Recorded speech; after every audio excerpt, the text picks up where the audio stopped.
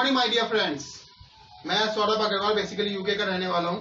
दोस्तों 2 है जिसमें हम आपको बहुत सारी बीमारियों के बारे में बताएंगे और इसके लिए हमारे एक जानदार शानदार पर्सनैलिटी और एक जानदार शानदार इंसान जिसको मैं पिछले सेशन में भी आपको मिला चुका हूं और एक कहने का मतलब यंगेस्ट डॉक्टर हैं और मेडिकल प्रैक्टिशनर हैं और उन्होंने इतनी जबरदस्त शानदार इंफॉर्मेशन दी पिछली बार कि लोगों की हम रिक्वेस्ट पे मैं उनको दोबारा लाया हूं और मिलते हैं मिस्टर शुभम अग्रवाल जी से। हेलो चलो शुभम जी। तो आज का जो हमारा सेशन है, जैसे सौरभ अग्रवाल जी बताया कि लास्ट टाइम हम जब आए थे तो हमने कुछ बड़े टॉपिक्स लिए थे, जैसे कैंसर, डायबिटीज और कुछ स्किन डिजीज के बारे में, आर्थराइटिस के बारे में। तो जो हार्ट अटैक जैसी बीमारी अभी है वो भी ली थी हमने। तो इसमें क्या है कि आज हम जो सेशन ले रहे हैं, कुछ जो व्यूअर्स थे उनका क्वेश्चन हम बार लास्ट टाइम आए थे और हम उसका आंसर नहीं दे पाए उस समय, क्योंकि समय कम था, समय ज़्यादा भी हो गया। आज जो हम सेशन लेंगे उसमें हम उन क्वेश्चन का आंसर देंगे और कुछ क्वेश्चन जो अभी सौरभ अग्रवाल जी हमसे करेंगे तो मैं उसका आंसर दूंगा। सबसे पहले मैं ये कहना चाहता हूँ कि आप घर पे सुरक्षित रहिए, सोशल डिस्टेंसिंग का पालन कीजिए और जो गाइडलाइंस हमारी सरकार द्वारा दी जा रही है आपको उसको फॉलो करिए। तो आज का सेशन सौरभ अग्रवाल जी से पूछेंगे। शुभम जी आपसे सेशन स्टार्ट करते हैं। जैसे कि पिछली बार हमने आप डायबिटीज और कैंसर और हमने हार्ट अटैक का पूरा कवर किया था और कुछ क्वेश्चन उसके बचे थे। क्वेश्चन हम लोग सब लास्ट के सेशंस में लेंगे और आप हमारे फेसबुक पे डाल सकते हैं क्वेश्चंस और जैसे ही हम आपको बोलेंगे उसके बाद आप डालिएगा, क्योंकि अभी हम रीड नहीं कर पाएंगे उसको। तो अभी पहले हम टॉपिक कवर कर रहे हैं कि किडनी और लीवर के लिए ये अल्कलाइन आयोनाइज्ड वाटर कैसे हेल्पफुल है। और आपको देखा होगा किडनी में डायलिसिस होता है, बहुत सारी बीमारियां हो जाती है, तो उसके बिहाफ पे आप हमें ये बताइए सर कि कैसे अल्कलाइन आयोनाइज्ड वाटर इतना ज़्यादा हेल्पफुल है और कैसे इस सारी बीमारियों को जो किडनी से रिलेटेड है, लीवर से रिलेटेड है, उसको सही कर सकता है। सबसे पहले जो किडनी के जो पेशेंट्स हैं हमारे पास इंडिया में, और लगभग 1 मिलियन से ज़्यादा केसेस पर ईयर किडनी के आते हैं और जिसमें स्टोन्स, नेफ्रोसिस, उसके इन्फेक्शंस और जिनकी किडनी ट्रांसप्लांट हुई है या किडनी जिसकी एक ख़राब हो गई है, एक किडनी पे वो अभी जीवित है, किसकी दोनों ख़राब हो गई हैं, तो डायलिसिस प्रोसेस पे है। तो एल्कलाइन आयोनाइज्ड वाटर इसमें क्या कर सकता है? सबसे अच्छी जो इसमें खोज हुई है, रिसेंटली हुई है, उसमें उन्होंने ये बताया था कि एल्कलाइन आयोनाइज्ड वाटर, जैसे कि हमने लास्ट सेशन में बताया कि टॉक्सिन फ्री आपकी बॉडी को करता है, इम्यूनिटी बढ़ाता है, लेकिन जो उसका मेन काम था absorption of the water, oxygen की मात्रा को शरीर में बढ़ाना, एब्जॉर्प्शन ऑफ वाटर अच्छा करना। तो आप ये समझ सकते हैं कि किडनी स्टोन का बनना क्या रीज़न होता है कि आप जो इनटेक करते हैं, जो हम फूड खाते हैं, अगर उसका प्रॉपर डाइजेशन नहीं हो रहा है, उसका प्रॉपर एब्जॉर्प्शन नहीं हो रहा है और एसिडिटी हमारी बॉडी में ज़्यादा बढ़ रही है और उसका जो एब्जॉर्प्शन, जो न्यूट्रिएंट्स आने चाहिए शरीर में, वो पूरी तरह से नहीं पहुंच पा रहे हैं। किडनी में जो फंक्शनिंग होती है, उसकी जो फिल्ट्रेशन है ब्लड का, उसमें अगर ब्लड ज़्यादा टॉक्सिक होगा तो उसके जो सॉलिड पार्टिकल्स होंगे वो ज़्यादा अमाउंट में होंगे और अगर जैसे हम यूरिन का प्योरिफिकेशन होता है उसमें, तो उसमें जब टॉक्सिसिटी ज़्यादा होगी हमारे शरीर में, तो यूरिन में भी ज़्यादा टॉक्सिसिटी होगी। तो जो किडनी स्टोन्स बनते हैं उसका रीज़न यही होता है कि जब कैल्शियम फॉस्फेट्स के जो पार्टिकल्स हैं या जो टॉक्सिसिटी के केमिकल्स जो हमारी बॉडी में है, अगर वो कंबाइंड फॉर्म में आ जाते हैं, चिपक जाते हैं और स्टोन का फॉर्मेशन कर देते हैं और हमारे किडनी के जो सर्टेन पार्ट्स में वो फंस जाते हैं और वो पेन क्रिएट करते हैं, वो स्टोन्स के रहते हैं ना। तो उसको हम कैसे ट्रीट कर सकते हैं? सबसे पहले जो टॉक्सिक केमिकल्स है उनको शरीर को बाहर निकालना है, ठीक है। तो हमने लास्ट टाइम बताया था अल्कलाइन आयोनाइज्ड वाटर किस तरीके से निकालता है। दूसरा, जब इन्फेक्शन बनने लग जाता है, इन्फेक्शन का कारण क्या है? जैसे कि आपने सुना होगा कि किडनी में सिस्ट बन जाते हैं, इन्फ्लेमेशन आ रहा है, सिस्टिक इन्फ्लेमेशन आ रहा है, तो उसको हम कैसे ट्रीट करें? हम जो मेडिकेशन हम मार्केट से लेते हैं या आपको जो डायग्नोसिस आप डॉक्टर से कराते हैं, तो वो सबसे पहले उनको इनहिबिट करने के लिए वो मेडिकेशन देते हैं, लेकिन उसको पहले से ही अगर आपके पास ये कंडीशन अवेलेबल है अभी कि आप अभी इससे ग्रसित हैं और आपका अभी इलाज चल रहा है, तो आपको क्या करना है? सबसे पहले आयोनाइज्ड वाटर इसमें क्या करेगा, जो आपकी मेडिकेशन है उसका अच्छा एब्जॉर्प्शन कराएगा, एब्जॉर्प्शन कराने से जो उस पे जाके वो मेडिसिन काम कर रही है, उसका एब्जॉर्प्शन अच्छा होगा। समझ रहे बात? एब्जॉर्प्शन अच्छा होगा तो अच्छे से काम करेगी। दूसरा, जिनको अभी तक ये कोई प्रॉब्लम ऐसी नहीं है, ये अच्छी बात है, तो आप इससे बचाव कर सकते हैं इस पानी द्वारा। एसिडिटी आपकी बॉडी को कम कर रहा है, एसिडिक जो नेचर आपकी बॉडी का वो कम कर रहा है। आपको मैंने लास्ट टाइम बताया था 3 जो बॉडी की सर्टेन एरियाज है जहाँ पे एसिडिटी जरूरी है, वो है आपका स्टोमक, आपकी स्किन और आपके जो पर्सपायरेशन, हम जब कार्बन डाइऑक्साइड बाहर निकलती है तो भी एसिडिक होती है। तो इसके अलावा जो हमारे बॉडी ऑर्गन्स हैं वहाँ पे एल्कलाइनिटी होना जरूरी है। और जैसे कि आपका ब्लड है उसमें pH 7.2 मैंने बताया था। इवन आपके जो यूरिन से रिलेटेड केसेस आते हैं, जैसे यूरिनरी ब्लड इन्फेक्शन हो गया, रेथराइटिस हो गया, तो इस टाइप की जो कंडीशंस आ रही हैं वो किडनी से जब वो ब्लड प्योरीफाई होगा या यूरिन जब प्योरीफाई होगा तो जब वो उसमें जाएगा, तो अगर उसमें एसिडिटी कम होगी, उसमें टॉक्सिसिटी कम होगी, तो इस टाइप से जो इन्फेक्शंस होते हैं उससे हम बचा दे सकते हैं। तो किडनी का आपने जो पूछा, मैंने उसमें ये जवाब दिया कि स्टोन्स में बहुत अच्छा है, आपके इन्फेक्शन से बचा रहा है। और तीसरा डायलिसिस की बात जो हम करेंगे, तो किडनी का मतलब जैसे आपने रोल बताया कि स्टोन्स मतलब हमारा प्यूरिफिकेशन में काम करता है, और तो कहने का मतलब जैसे कुछ लोगों का किडनी खराब हो जाती है और वो एक किडनी पे मतलब रह जाते हैं, या फिर एक किडनी 70 to 80% खराब हो जाती है, तो उस केस में क्या ये पानी हेल्पफुल है? जी, मैं वही कह रहा हूँ कि जब एक किडनी पे आप जिंदा हैं और किसी किसी की दोनों ही चली जाती है, तो उसमें क्या है ये पानी हेल्प कर रहा है। एक तो डायलिसिस प्रोसेस तो कराना होता है, देखिए वो जरूरी है।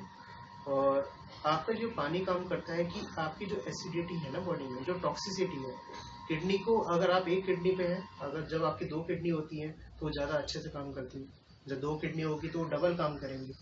जब आप सिंगल किडनी पे होंगे तो आपका जो प्रेशर पड़ेगा उस किडनी पे, क्योंकि उसको प्योरिफिकेशन करना ही करना है।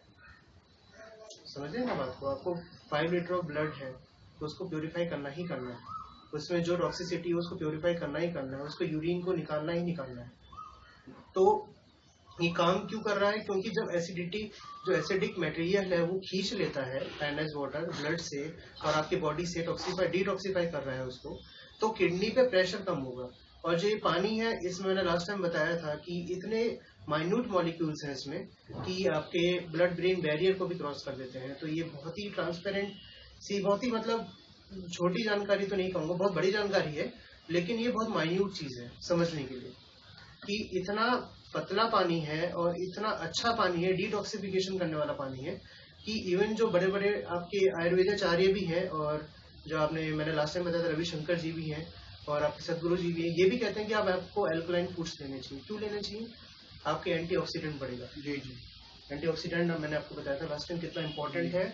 फ्रूट्स वेजिटेबल्स जो हम ज्यादा खाते हैं, अगर हम उसको कच्चा खाएं तो ज्यादा अच्छा रहेगा।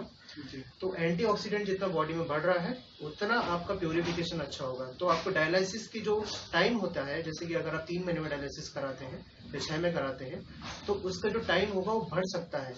ठीक है, अगर आप एक किडनी पे है तो आपकी किडनी प्रेशर कम पड़ेगा, तो उसका अब ये है कि आपके सर्वाइवल जो चांसेस रहते हैं, आप आदमी एक किडनी पे सर्वाइव कर सकता है। लेकिन जब आपकी बॉडी इतना प्योरीफाई रहेगी, स्ट्रेंथ रहेगी, इम्यूनिटी बूस्टर का ये काम करता है, जब वो बॉडी आपकी इम्यून रहेगी हर चीज से, बीमारियों से आप बचे रहेंगे, तो आपकी एक किडनी में सर्वाइवल कोई बड़ी बात नहीं होगी, बहुत अच्छी बात होगी कि आप इतने पावरफुल रहेंगे और हमेशा बीमारी से बचे रहेंगे। वैसे लीवर का क्या रोल है सर? लीवर भी, जैसे हमारे लीवर का शरीर में क्या रोल है, और सबसे अच्छी बात क्या, मतलब ये पानी कैसे उसको प्रिवेंट करता है, उसकी लाइफ को बढ़ाता है, क्योंकि लीवर एक बहुत इंपॉर्टेंट ऑर्गन है हमारी बॉडी का, तो इसके बारे में थोड़ा सा अपना व्यू बताइए। देखिए, लीवर आपको पता है लार्जेस्ट ग्लैंड ऑफ बॉडी है, और सबसे ज़्यादा जो मैं इसमें इम्पोर्टेंस दूंगा लीवर को, क्यों? क्योंकि आप जो खाएंगे उसका डाइजेशन, बेसिकली जितने भी एंजाइम्स हैं और बॉडी की जो मेटाबॉलिक थोड़ी बहुत जो एक्टिविटीज़ होती हैं, वो लीवर उसमें बहुत ज़्यादा रोल करता है, इम्पोर्टेंट। तो आपको क्या करना है, देखो लीवर सिरोसिस आपने सुना होगा, जो लोग शराब ज़्यादा पीते हैं, ठीक है, उनके लीवर के सेल्स डैमेज हो जाते हैं, इन्फ्लेमेशन हो जाता है। इवन लीवर को काटना पड़ता है, 70 to 80% लीवर तक हम निकाल सकते हैं। देखो, उसको रीजनरेशन प्रॉपर्टी भी होती है, लेकिन जब आपका लीवर स्वेलिंग में आ जाता है, ठीक है, और जिसके आप दवाइयाँ भी खाते हैं, L52 आदि मेडिसिन आती हैं इस टाइप से, तो लीवर के लिए क्या काम कर रहा है? आपके सबसे पहले जब आपको हाइड्रेटेड रखेगा लीवर को, क्योंकि आपको पता है कि लीवर किडनी, ये जो जितने भी हमारे ऑर्गन्स हैं इसमें लगभग 60 to 70% वाटर होता है। ये बात आपको सबको पता होगा, ये पहले बता चुका मैं जी। तो जब इनमें वाटर है तो आपको सबसे पहले क्या करना है कि वाटर को, आपको लीवर को हाइड्रेटेड रखना है। तो हाइड्रेटेड रखने के लिए आपको पहले अपने आपको हाइड्रेटेड रखना है, ठीक है। और मैक्सिमम नंबर ऑफ जो बीमारियां हैं, मैं आपको बताऊं कि डिहाइड्रेशन, आपको ऐसा लगता होगा डिहाइड्रेशन का मतलब वही है कि जब हमको डिहाइड्रेशन, लू लग जाती है तो वो डिहाइड्रेशन हो जाता है, पानी का लॉस हो जाता है। सिर्फ वो नहीं होता है, डिहाइड्रेशन का मतलब ये भी है कि आपकी जो सेल्स है उनको प्रॉपर पानी नहीं मिल रहा है, आपके ऑर्गन्स है उनको प्रॉपर वाटर नहीं मिल रहा है, उसमें प्रॉपर न्यूट्रिएंट्स नहीं पहुंच रहे हैं, उसमें प्रॉपर ऑक्सीजन नहीं पहुंच रही है, क्योंकि सेल्स हर जगह है, इवन ऑर्गन्स भी सेल्स से बने हैं। तो लीवर सिरोसिस की बात मैंने की, लीवर की इन्फेक्शंस की मैंने बात की, और लीवर में जो स्वेलिंग आती है वो भी सब उसमें ही आता है, इन्फेक्शंस में। तो इसमें क्या रोल है कि जब हम पानी लेंगे वो आयनाइज्ड वाटर है, ORP उसका नेगेटिव है, ऑक्सीजन की मात्रा ज्यादा है, हाइड्रेशन प्रोसेस अच्छा कर रहा है, एंटीऑक्सीडेंट का बहुत बड़ा सोर्स है, सबसे ज्यादा एंटीऑक्सीडेंट इस पानी में मिलते हैं। इवन आपके लास्ट टाइम शायद कुछ वीडियोस पहले जो सौरभ जी अपनी बनाई है उन्होंने बताया था कि एक इनकी एंटीऑक्सीडेंट प्रॉपर्टी कितनी ज्यादा है इस आयनाइज्ड वाटर की, बहुत ज्यादा है, शायद उन्होंने -600 के आसपास, -600 ORP। और इन्होंने कुछ कंपैरिजन बताए थे फ्रूट्स के से, कितने थे, तो फ्रूट्स के कंपैरिजन थे, जैसे लाइम वाटर है वो -50 to 100 के आसपास देता है। जी जी जी। आपका जैसे और भी है, मतलब ये मतलब 600-700 के आसपास कोई नहीं, सब -100 के आसपास ही है जी। तो कहने का मतलब ये है कि ये पानी एक अमृत है, क्योंकि जब इतना ज्यादा ORP होगा, इतना ज्यादा ऑक्सीडेशन रिडक्शन पोटेंशियल होगा, तो इलेक्ट्रॉन्स में जो जितनी इलेक्ट्रॉन्स की संख्या होगी तो वो डिफ्यूज हो जाएगा, और देखने की बात है कि सारा डिटॉक्सिफाई कर देगा हमारी बॉडी को। तो जैसे इन्होंने बताया था लास्ट टाइम, वही चीज है कि आपके लीवर के लिए बहुत ज्यादा इंपॉर्टेंट है।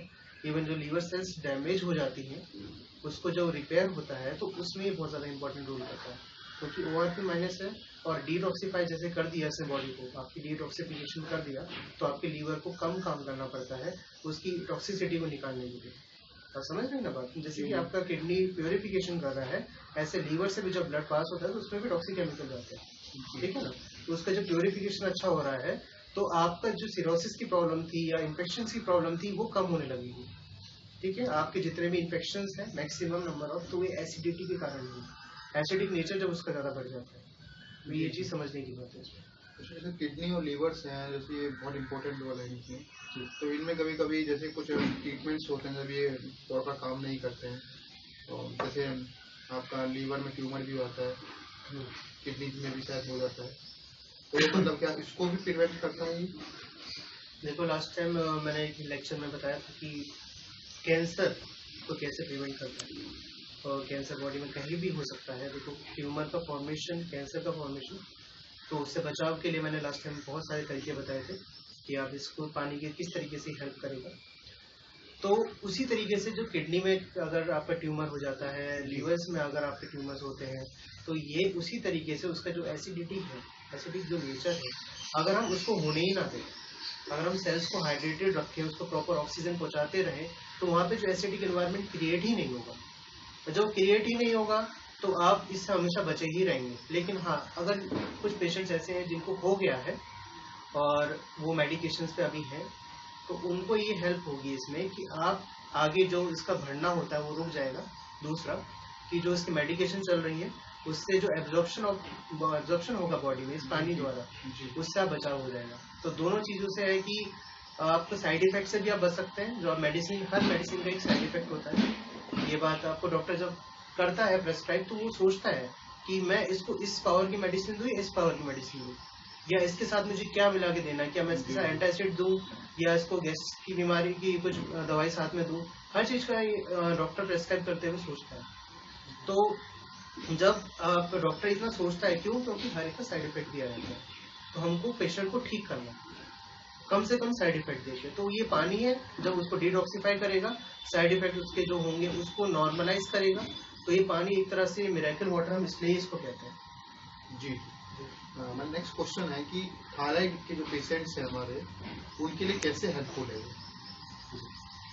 देखिए थायराइड आप जो केसेस आजकल आते हैं, इवन बच्चों से लेकर बड़ों तक, मतलब छोटी उम्र में ही थायराइड के केसेस आ जाते हैं। और इसमें क्या है कि कुछ जेनेटिक होते हैं, जैसे कि किसी मम्मी पापा है, अगर वो इस चीज़ से बीमारी से थी। मम्मी अगर जब प्रेग्नेंट थी या उस समय उनको थायराइड था तो ये बच्चों में भी ट्रांसफर हो जाता है। लेकिन आपको थायराइड से बचने के लिए सबसे पहले हेल्दी लाइफस्टाइल, आपको योगा मेडिटेशन ही करना चाहिए। क्योंकि थायराइड क्या है, आपको हाइपोथायराइडिज्म और हाइपरथायराइडिज्म 2 टाइप के होते हैं।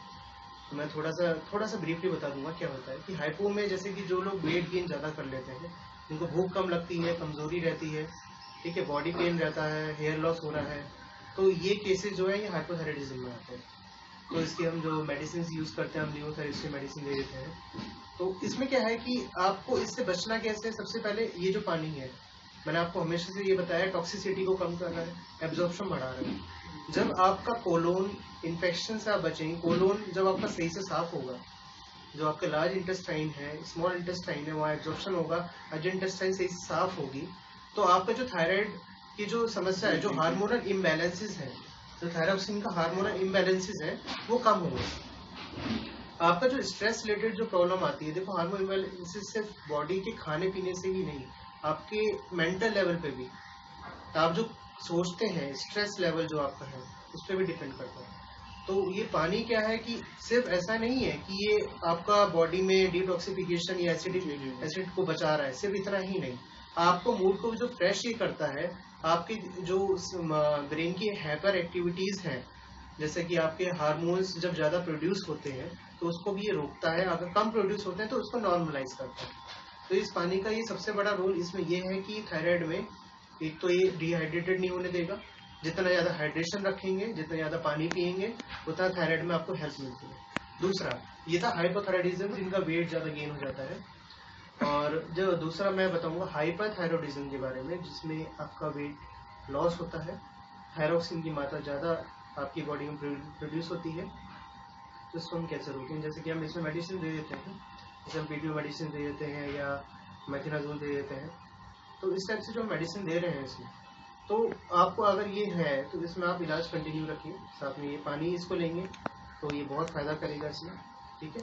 आपका जो वेट गेन कराने, आपको इसमें भूख ज़्यादा लगेगी, वेट लॉस आपका है, आपको हेयर लॉस, आईसाइट की वीकनेस भी आ जाती है, बॉडी में शिवरिंग ज़्यादा हो जाती है।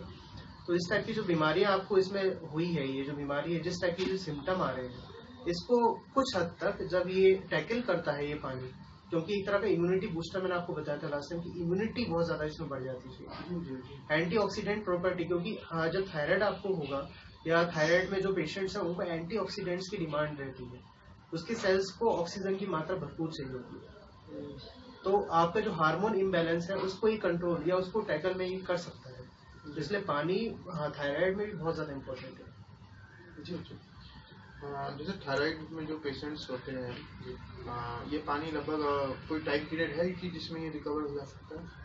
देखिए थायराइड का डिपेंड ही करता है, पानी नॉर्मल कर देता है, कोई भी अगर डिजीज है उसको नॉर्मल कर देता है।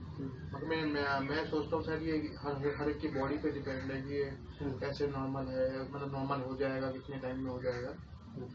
तो आप इसमें ये है कि आपको सबसे पहले ये समझना पड़ेगा कि उनकी जेनेटिक हिस्ट्री क्या है। जी जी। उनकी जब भी हमारे पास कोई पेशेंट आता है, सबसे पहले उनसे ये पूछते हैं कि आपकी फैमिली में कोई तो नहीं था कि जिसको पहले से थायराइड हो। जी जी। जब आपकी मदर को हो या फादर को हो या आपके दादा दादी को हो। जी जी। तो हम इसलिए ही पूछते हैं क्योंकि इसमें कंडीशन ये आती है कि या तो ये आपके जेनेटिक है, तो उसमें ये है कि थोड़ा आपको इसमें हमेशा से बचपन से ही इसमें थोड़ा सा असर रहता है कि आपको थायराइड की होने की चांसेस रहते हैं। लेकिन जो लोग वैसे हैं जिनको अलग से, मतलब कि उनकी बैड हैबिट्स के कारण या उनकी जो लाइफ स्टाइल जो उनके डिसऑर्डर्स हैं उसके कारण जो ये हुआ है, तो उसमें ये बहुत ज्यादा हेल्पफुल भी है। और दूसरा जिनको जेनेटिकली है उसमें भी उसको कम करने में बहुत हेल्पफुल रहता है। हाइपो में ये बढ़ाने में काम करेगा और हाइपर में कम करने में काम करेगा। तो ये एक तरह से बिल्कुल, इसलिए इसको हम मिराकल वाटर बोलते हैं, ये रीजन है। हाँ, जैसे कि सर हमने थायराइड लिया, किडनी लिया, लीवर लिया, मैं थोड़ा सा एक क्वेश्चन, सिंपल सा मेरा क्वेश्चन माइंड में आया, मैं आपसे ये पूछना चाहता हूँ, किडनी, लीवर और हार्ट ये आपस में इंटरकनेक्टेड किस बेस पे है, कैसे इंटरकनेक्शन मानते हैं? जैसे कि आप देखिए कि किडनी है, हमारी किडनी में लगभग 69% वाटर होता है, ठीक है। आपका जो ब्रेन है उसमें 83% है, आपके लीवर में 60% पानी है, और आपने हार्ट के बारे में पूछा, वो भी उसकी जो मसल्स है उसको भी हाइड्रेटेड रखना जरूरी है।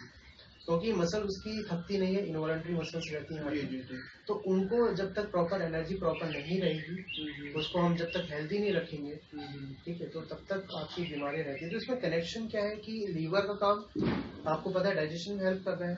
तो जब यूरिन जैसा हमारा बन रहा है, किडनी में ब्लड प्योरीफाई हो रहा है, हार्ट उसको पंप कर रहा है, ठीक है। तो ये सारे इसलिए इंटरकनेक्टेड है, हमारे बॉडी के सारे ऑर्गन्स इंटरकनेक्टेड है, इवन ब्रेन भी इसमें आता है। इवन इसमें हर तरह की जो छोटे से ऑर्गन्स हैं, गॉल ब्लैडर्स है, पेंक्रियाज है, ये भी बहुत इंपॉर्टेंट ऑर्गन्स हैं बॉडी के, तो ये भी बहुत काम आते हैं। तो ये सारे इंटरकनेक्टेड ही रहते हैं। और मेन रीजन इसमें ये होता है कि इसमें जो एसिडिक इसका नेचर बढ़ जाता है। जब हमारा शरीर एसिडिक होने लग जाता है ज्यादा, तो हमारी बॉडी को एल्कलाइन होने के लिए काफी मशक्कत करनी पड़ती है, ऑर्गन्स को ज्यादा काम करना पड़ता है, और उनकी जो लाइफ है वो घटती है, उससे इम्यूनिटी भी इम्यूनिटी कमजोर होती है। और एजिंग, जो आपकी जो एजिंग प्रोसेस है, आप प्रॉब्लम आती है उसमें, क्योंकि आप जल्दी बूढ़े होने लगते हैं, आपका शरीर कमजोर हो जाता है। तो इसलिए सारी इंटरलिंक्ड और इंटरकनेक्टेड है। मेरा अगली जो बीमारी है वो है माइग्रेन पैरालिसिस और मिर्गी का दौरा। तो कहने का मतलब इस पानी से हम अल्कलाइन आयनाइज्ड पानी से कैसे इन चीज को हम सही कर सकते हैं या इनको प्रिवेंट कर सकते हैं। लास्ट टाइम एक क्वेश्चन आया था हमारे पास कि एपिलेप्सी में इसका क्या रोल है। देखिए, सबसे पहले ये समझना जरूरी है कि एपिलेप्सी है क्या चीज़। देखिए, मिर्गी का दौरा एक बहुत ही कॉम्प्लिकेटेड ब्रेन न्यूरल एक्टिविटी है, ठीक है। उसमें आपका जो ब्रेन है हाइपर एक्टिव हो जाता है। आपको उसमें क्या है कि जब आपको पड़ेगा मिर्गी का दौरा, तो उसमें आपकी जो सेंसेस हैं बॉडी की, आपकी सेंसेस अनकंट्रोल हो जाएंगे। जैसे कि आपको बहुत ज़्यादा पेन होने लगेगा, अचानक सर में बहुत ज़्यादा दर्द हो गया, आपके बॉडी आउट ऑफ कंट्रोल हो जाती है। जैसे कि आपका बॉडी का जो फंक्शंस होते हैं, जैसे इंटरकनेक्टेड हमारे ब्रेन होता है, हाथ से कनेक्ट है, पैर से कनेक्ट है, तो आउट ऑफ मतलब उनके कंट्रोल में नहीं रहता है, ठीक है ना। तो ये ब्रेन न्यूरल एक्टिविटी जब होती है हाइपर एक्टिविटी में चली जाती है, तो उसे सीजर्स आने शुरू हो जाते हैं। तो उसमें हम इसका क्या रोल है, सबसे पहले हम ये बताना चाहेंगे कि ब्रेन है 83% वाटर से बना है। अगर हम इसका ट्रीटमेंट वाटर से ही करें, जैसे कि अल्कलाइन आयनाइज्ड वाटर है, और कुछ लोग ऐसा है कि अमेरिका की एक रिपोर्ट भी है जिसमें एपिलेप्सी के ऊपर इस पे शोध किए गए हैं, और उन्होंने कहा कि कुछ हद तक रिपोर्ट्स इसमें भी है, मतलब जो आपके मैं कुछ रिपोर्ट्स भी लेके आया हूँ। कुछ क्वेश्चन थे हमारे कुछ साथ के डॉक्टर्स हैं उनके, तो उसके लिए अभी मैं बताऊंगा क्या चीज़ है। तो उस जैसे कि अमेरिका जो कैंसर इंस्टीट्यूट है, या अमेरिका की जो एपिलेप्सी फाउंडेशन है, तो आपने ये देखा होगा कि एपिलेप्सी फाउंडेशन, आप चाहे गूगल पे भी सर्च कर सकते हैं, एपिलेप्सी फाउंडेशन जो है अमेरिका की, उसमें अल्कलाइन आयनाइज्ड वाटर का रोल बताया गया है। कि हमने जब ये जो एपिलेप्सी के पेशेंट्स पे इनको ट्रायल दिया था, तो उनके अंदर सुधार जो हुआ कि जो उनकी हाइपर एक्टिविटी थी ब्रेन की, उसको कंट्रोल में लाया गया जी। उनको सीडेटिव्स दिए गए, उनको एंटी कॉन्वुलेंट दिए गए, उनको हर तरह की मेडिसिन ऐसी प्रोवाइड की गई। लेकिन साथ साथ अल्कलाइन आयनाइज्ड वाटर ने क्या किया कि मेडिसिन की टॉक्सिसिटी कम की, जो आपकी हाइपर एक्टिविटी है उसको शांत किया। दिए जाते हैं एंटी कॉन्वुलेंट्स दिए जाते हैं कि आप उसकी जो ब्रेन एक्टिविटी है, हाइपर एक्टिविटी, को शांत किया जाए। मिर्गी का यही रीजन है। ऐसी एक और डिजीज आती है इससे रिलेटेड ही, पार्किंसन डिजीज बोलते हैं उसे, और इसमें भी यही है कि न्यूरल एक्टिविटी जो आपकी ब्रेन की होती है बहुत ज़्यादा हाइपर एक्टिव हो जाती है, और सीजर्स जो बॉडी में दोबारा बनने लग जाते हैं। तो उस डिजीज में भी ये हम इसी तरीके से इलाज करते हैं। ये हमने जो उनको बताया मिर्गी के लिए बताया जी, मिर्गी के लिए बताया, और दूसरा पार्किंसन डिजीज भी है। पार्किंसन मतलब पार्किंसन डिजीज एक नाम है, पार्किंसन डिजीज। तो वो किस तरीके से काम कर रही है, मतलब किस तरीके से हमारी बॉडी में होती है, तो उसका भी न्यूरल एक्टिविटीज है, हमारे ब्रेन से रिलेटेड। हाँ, तो जब हमारा ब्रेन का 83% पानी है, तो उस पानी का अगर हम सही से ट्रीटमेंट करें, उसी चीज का हम ट्रीटमेंट करें, आयनाइज्ड वाटर -ORP हम अगर उसका ट्रीटमेंट कर रहे हैं, तो ये बहुत अच्छे रिजल्ट देते हैं। इससे आपको कोई मतलब बीमारी होगी नहीं, अगर है नहीं आपको, और अगर कोई है तो वो धीरे धीरे करके आपका जी, उसमें टाइम लग सकता है। देखिए, मिर्गी का दौरा ऐसा है कि इसमें हम 2 साल तक या 3 साल तक कंटिन्यू मेडिकेशन रखते हैं। उसके बाद अगर पेशेंट ठीक होता है या 60% तक उसमें अगर सुधार आता है, जी जी, ठीक है ना, तो उसमें हम एक अलग तरह के रेस्पॉन्सेज का एक हम रिजल्ट जो आते हैं हमारे SVR रेस्पॉन्सेज, हम उसमें देखते हैं कि क्या उसमें आते हैं। उसके बाद जब उसका हम पूरा टोटल एनालिसिस करते हैं, तब हम देखते हैं कि इसमें सुधार है या नहीं। लेकिन हमने ये देखा कि 80% जो ठीक हो जाते हैं, उसके बाद जो 20% बच जाता है, उसमें भी प्रॉब्लम्स आती हैं। और इसका कोई परमानेंट हम इलाज नहीं कर सकते, क्योंकि इसका भी कोई परमानेंट अगर ये पानी है, क्योंकि ये मिर्गी की जो ब्रेन है वो नर्व्स के कारण ही है, जो ब्रेन में अंदर, क्योंकि ब्रेन हमारा मेन है जी। हाँ, तो ये पानी उसमें जाकर जब हार्मोनल्स को सही करता है और उसकी ब्लॉकेज को जब सही करता है, डेफिनेटली बात कि इन बीमारियों में ये फायदेमंद तो हुआ ही। बहुत सही है। और मतलब ब्रेन के लिए जो ज़्यादा बीमारियां, उनके लिए मैं जरूर कहूँगा कि किडनी, ब्रेन या थायराइड जैसी बीमारी में तो ये पानी बहुत हेल्पफुल रहता है। अमृत कहने का मतलब जी। हाँ, अभी हम पैरालिसिस और माइग्रेन के बारे में थोड़ा सा अपना व्यू बताइए। देखिए, पैरालिसिस क्या चीज़ है आपको ये समझनी पड़ेगी। पैरालिसिस का मतलब जब आपका जो ऑर्गन्स है, ठीक है, वो ब्रेन से कनेक्टेड है, जब उसका कंट्रोल जब हम नहीं रख पाते हैं, वो किस कारण से, जैसे कि स्ट्रोक पड़ गया या आपका ब्रेन इंजरी हो गई किसी कारण से, तो इस टाइप से जब कोई स्ट्रोक आ जाता है, ब्रेन इंजरी हो गई या आपको कोई चोट ऐसी लगी है जिसपे दिमाग पर असर पहुंचा है, तो उससे आपका पैरालिसिस हो जाता है।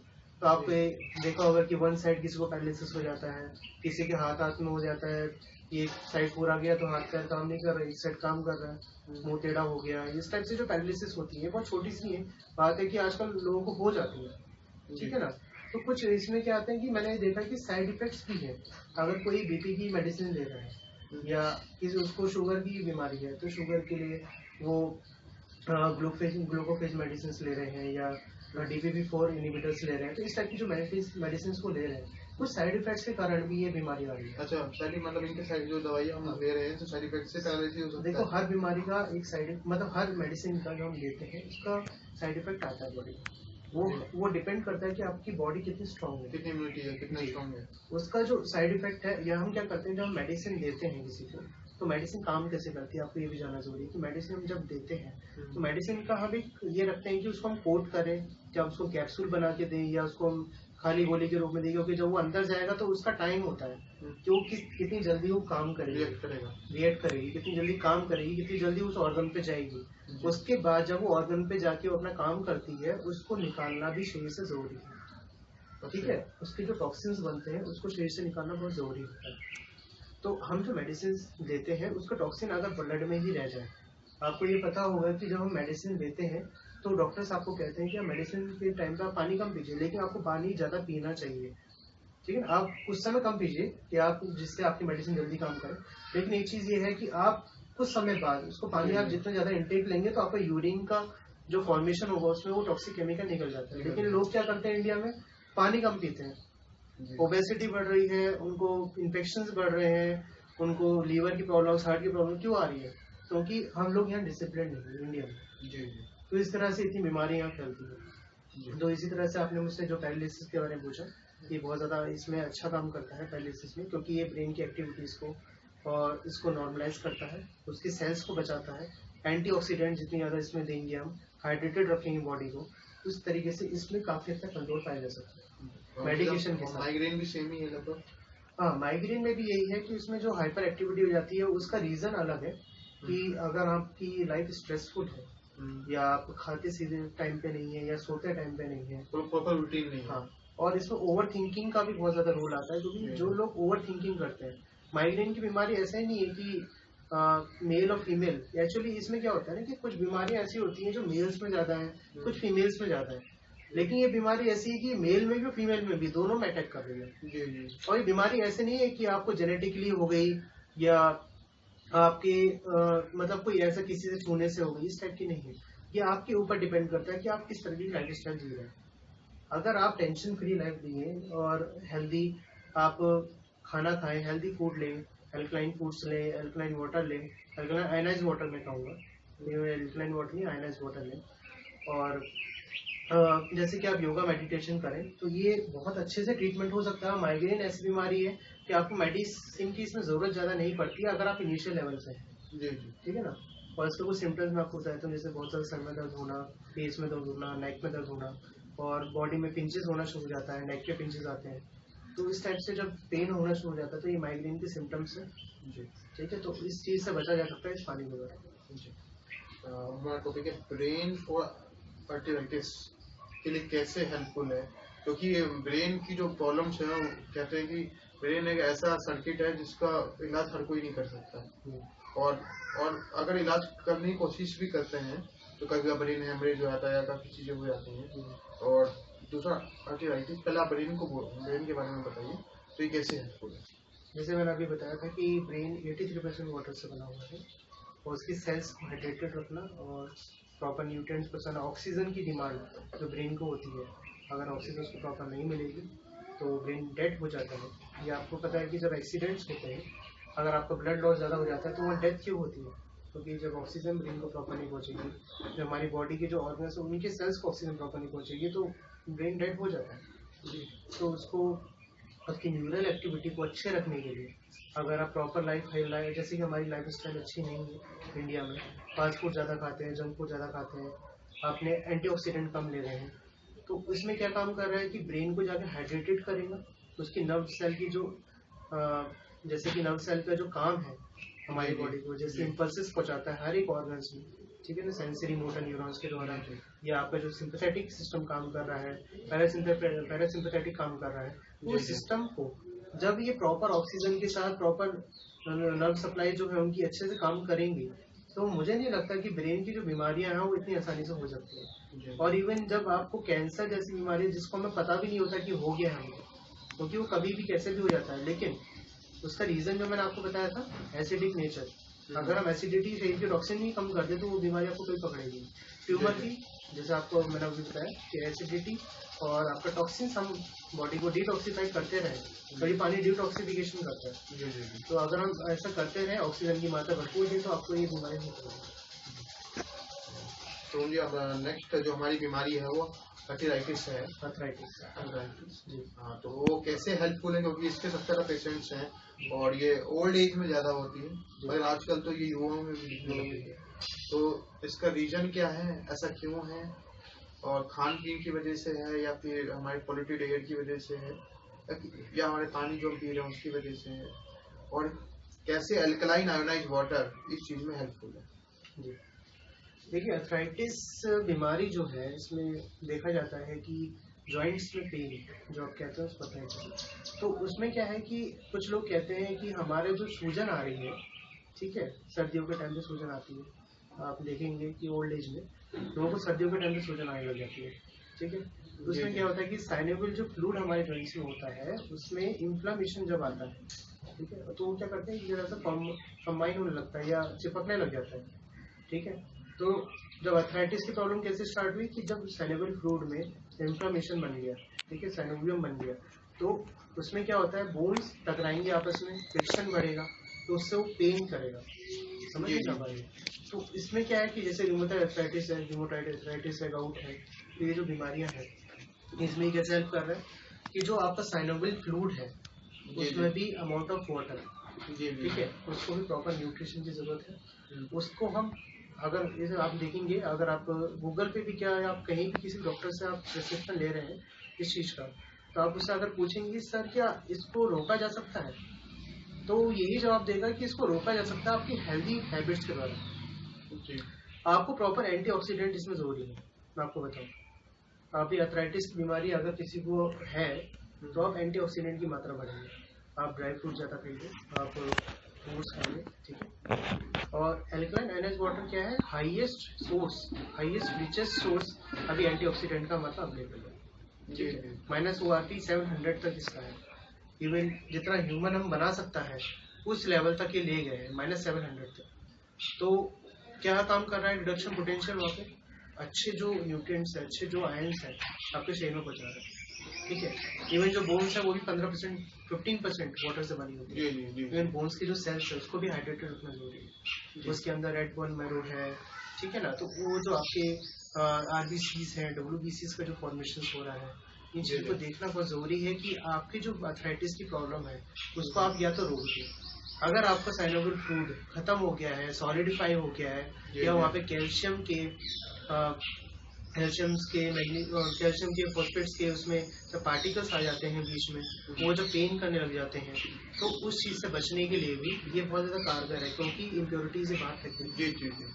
किडनी स्टोन्स है, तो जैसे किडनी स्टोन्स का इलाज कर रहा है, इसी तरीके से अगर आप इसको कंटिन्यू रखें पानी को, ये नहीं कह सकता कि मैं साइनोवियल फ्लूइड दोबारा फॉर्म हो जाएगा, नहीं, ये मैं नहीं कहूँगा, क्योंकि ओल्ड एज में साइनोवियल फ्लूइड का ये डिग्रेडेशन पहले से स्टार्ट हो जाता है, 45 या 40 के बाद स्टार्ट हो जाता है, तो जॉइंट पेन की समस्या आने लग जाती है। अगर हम इसको लगातार शुरू से ही पिए जाए, अगर जवानी से पिया जाए तो शायद ये प्रॉब्लम ना हो। इवन बच्चों से अगर आप देखा जाए तो बच्चों को यूरिक एसिड की प्रॉब्लम आती है, ठीक है ना। यूरिक एसिड आप सबसे ज्यादा अर्थराइटिस बच्चों में भी आजकल जो आ रही है, यूरिक एसिड ज्यादा बन रहा है, ठीक है। और यूरिनरी ब्लैडर से रिलेटेड यूटीआई फॉर्मेशन, जैसे फीमेल्स में इंडिया में बहुत ज्यादा है कॉमन यूटीआई होना, और यूरिन में इन्फेक्शन भी बहुत जल्दी होता है। यूरिनरी ट्रैक्ट इन्फेक्शन मैं बता रहा हूँ, यूरिन का इन्फेक्शन ही है वो। तो ये इतना ज्यादा क्यों हो रहा है? क्योंकि हमारे जैसी समाज में आपको पता ही है कि फीमेल अपने मतलब जो पेशाब है उनको रोकते हैं, ठीक है ना। अगर आप कहीं बस में ट्रेवल कर रहे हैं, पेशाब को रोकते हैं और ये कहते हैं कि आपको पेशाब नहीं रोकना चाहिए, वो टॉक्सिक केमिकल है आपके शरीर का जो बाहर फेंक रहा है। तो जब उसको रोकेंगे तो वहाँ पे जो बैक्टीरियल इन्फेक्शन हो जाएगा, ठीक है ना। तो मैंने आपको ये चीज पहले बताया था, आज का टॉपिक भी हमारा उसमें सबसे हेडिंग में जो आपने देखा होगा उस पर लिखा है कि नो वायरस बैक्टीरिया और disease can survive in alkaline environment. जी जी। तो जब आपका टॉक्सिसिटी शरीर में कम हो रहा है, बैक्टीरिया को ही खत्म कर रहा है, वायरस को ही खत्म कर रहा है, ठीक है। और इवन अगर आप डिटॉक्सिफाइड बॉडी लेके आजकल काम कर रहे हैं, अगर आप इसको कंटिन्यू 4-5 महीने से इस पानी को पी रहे हैं तो आपका जो यूरिन है उसका पीएच भी 7.2 प्लस हो जाता है। जी जी। ठीक है, तो ये सबसे बड़ी बात है कि यूटीआई ना होने से, मतलब यूटीआई होने से बचाता है। जब एसिडिफिकेशन कम होगा ना तो आपका यूटीआई होने से भी आप बच सकते हैं। और इवन जितने भी यूरिनरी ब्लैडर की इन्फेक्शन है, यूरिथ्राइटिस बहुत ज्यादा इम्पोर्टेंट आजकल है क्योंकि इसमें बहुत ज्यादा इन्फेक्शन बन रहा है। जी जी जी। और छोटे मोटे ट्यूमर्स जो इसमें बन जाते हैं सब एसिडिफिकेशन से हो रहा है। आप एसिड कम करिए, ठीक है, आप एल्कलाइन चीज ज्यादा पीजिए। मैं आपको हमेशा ये बता रहा हूँ, आयनाइज वाटर पीजिए एल्कलाइन का, तो ये बहुत अच्छा हेल्पफुल रहेगा। ठीक है सुमन जी, आज से जो हमने बीमारी जितनी है वो सब हमने कवर कर ली है। अब हम क्वेश्चन आंसर का सेशन देते हैं।